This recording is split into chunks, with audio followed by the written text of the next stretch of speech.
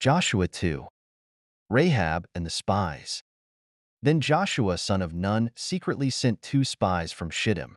"Go, look over the land," he said, "especially Jericho." So they went and entered the house of a prostitute named Rahab and stayed there.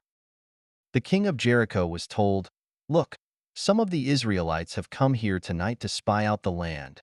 3. So the king of Jericho sent this message to Rahab: "Bring out the men who came to you and entered your house, because they have come to spy out the whole land." But the woman had taken the 2 men and hidden them. She said, "Yes, the men came to me, but I did not know where they had come from." At dusk, when it was time to close the city gate, they left. "I don't know which way they went. Go after them quickly. You may catch up with them." But she had taken them up to the roof and hidden them under the stalks of flax she had laid out on the roof. So the men set out in pursuit of the spies on the road that leads to the fords of the Jordan, and as soon as the pursuers had gone out, the gate was shut. Before the spies lay down for the night, she went up on the roof and said to them, "I know that the Lord has given you this land and that a great fear of you has fallen on us, so that all who live in this country are melting in fear because of you. We have heard how the Lord dried up the water of the Red Sea for you when you came out of Egypt, and what you did to Sihon and Og, the 2 kings of the Amorites east of the Jordan, whom you completely destroyed. When we heard of it, our hearts melted in fear and everyone's courage failed because of you. For the Lord your God is God in heaven above and on the earth below. Now then, please swear to me by the Lord that you will show kindness to my family, because I have shown kindness to you. Give me a sure sign that you will spare the lives of my father and mother, my brothers and sisters, and all who belong to them, and that you will save us from death." "Our lives for your lives," the men assured her. "If you don't tell what we are doing, we will treat you kindly and faithfully when the Lord gives us the land."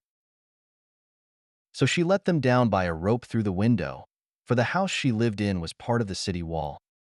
She said to them, "Go to the hills so the pursuers will not find you. Hide yourselves there 3 days until they return, and then go on your way." Now the men had said to her, "This oath you made us swear will not be binding on us, unless, when we enter the land, you have tied this scarlet cord in the window through which you let us down, and unless you have brought your father and mother, your brothers, and all your family into your house. If any of them go outside your house into the street, their blood will be on their own heads. We will not be responsible. As for those who are in the house with you, their blood will be on our head if a hand is laid on them. But if you tell what we are doing, we will be released from the oath you made us swear." "Agreed," she replied. "Let it be as you say." So she sent them away, and they departed, and she tied the scarlet cord in the window. When they left, they went into the hills and stayed there 3 days, until the pursuers had searched all along the road and returned without finding them. Then the 2 men started back. They went down out of the hills, forded the river, and came to Joshua son of Nun and told him everything that had happened to them. They said to Joshua, "The Lord has surely given the whole land into our hands. All the people are melting in fear because of us."